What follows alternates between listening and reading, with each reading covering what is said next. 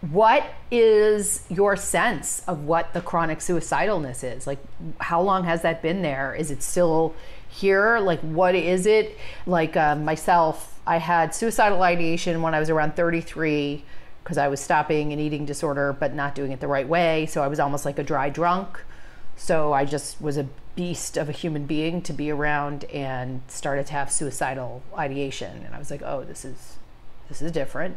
Haven't had this before. And then the second time I had it very intensely was when I was in treatment. And that was really a result of like emotionally experiencing things I had not been able to experience, and the tremendous like grief and regret around life choices I had made that had landed me in a very impoverished, like socially, work, everything, you know, I was a very impoverished sort of small, limited life space, you know, and just not knowing how I could possibly like get myself out of it, and sort of really confronting all of the damage I had done, you know, to relationships and people, and just the level of loss. But I'm curious with you, what is your understanding of it? When did it start?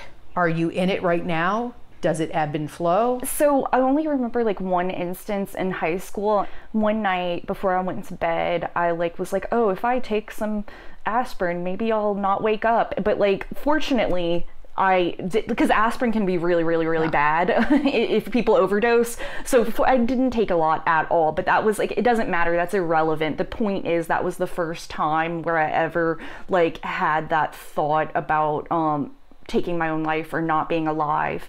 I assume it was around in college, but I can't really remember that time as much, but for sure it was around in med school and residency and fellowship, my first fellowship. For me, I feel like my chronic suicidal ideation was very much so directly correlated to how much I hate myself or hated myself. I would say I went from having suicidal thoughts in bad times 3 to 5 times a week. I mean, that's probably a lot, but just let's say 3 times a week. And then during good times, at least once a month. Mm-hmm. But now, like, I can't distinctly remember the last time, so it's been months. So that's like pretty incredible. But here's my question, and I don't understand this, and I want to understand it. What do you mean by hate yourself? Because like, I don't really understand that. And it doesn't mean that I haven't, I think I've experienced self-hate or whatever, but I can't, it's such a sort of trope.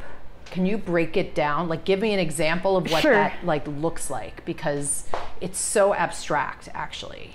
So I have 2 examples. So whenever I was younger, like, I don't know if you know how, like, when people look at a clock and it's like 11:11 and you make a wish, the wish that I would have would be, I wish I'm pretty smart and skinny, because I felt like if I was these things, people may like me.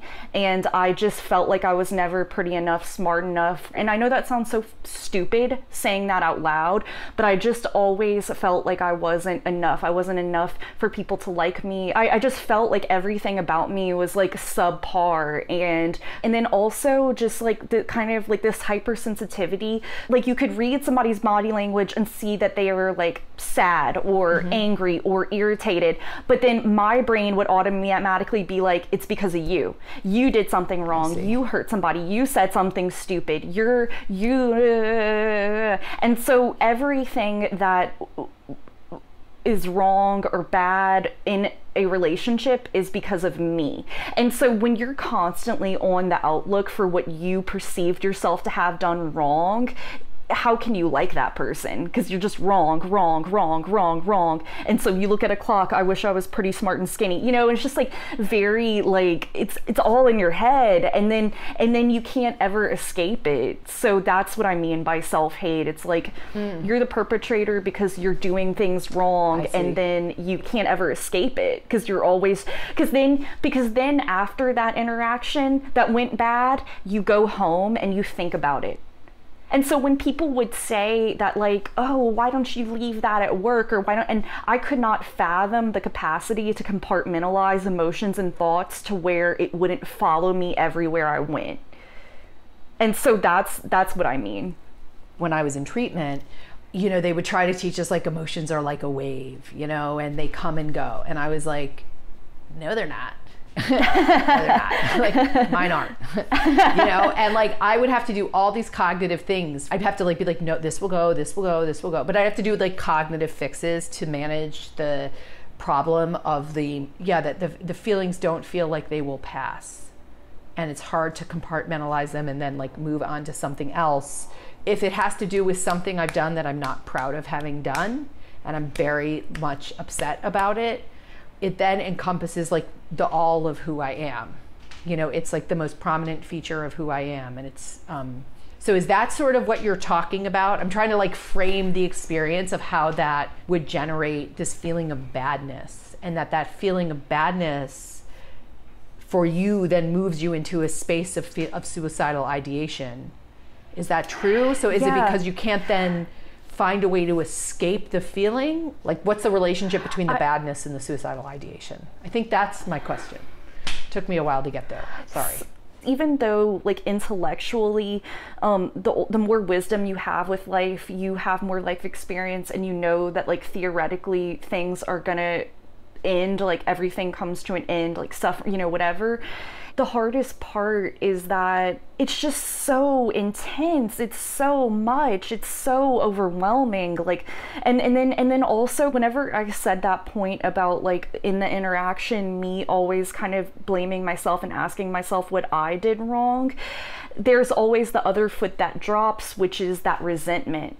So I'm resentful because I'm like, why, you know, why don't they like me? Why do they like this other person, but this other person, and just causes this whole like crazy realm of thoughts when this person probably didn't think two things about it. But for me, it's like, I'm like hyper thinking about what I possibly did wrong, and then I'm like upset because I've been feeling this way all day. And it's like, why do I feel this way all day? And then like, well, why don't they like me? Like, is, you know, they're hanging, you know, and so it's just, and then so I would get angry. The bottom line is that I would get angry, and then for me, anger was considered to be a bad emotion. So not only did I do something wrong in that interaction, but the bottom line is I would have this residual anger.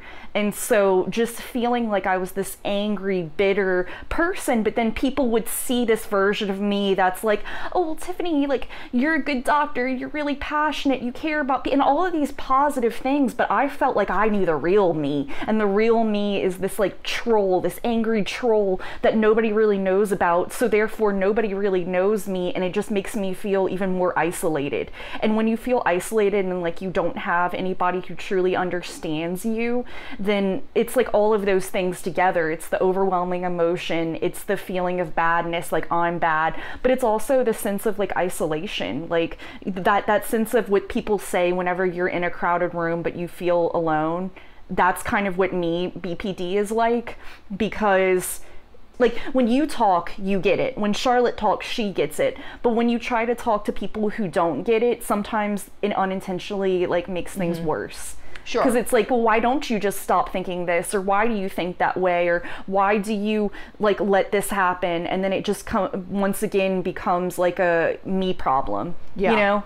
And so you don't want to share it with other people. And so just the bottom line is that, in my opinion, until you kind of like, for me, having those criteria of BPD really allowed for me to understand myself in a way that I've never understood myself before. And that allowed for me to work on skills that legitimately would help those interactions. Like, do I still battle those crazy thoughts? Yeah, absolutely. But do I feel like it's as debilitating? No, I don't.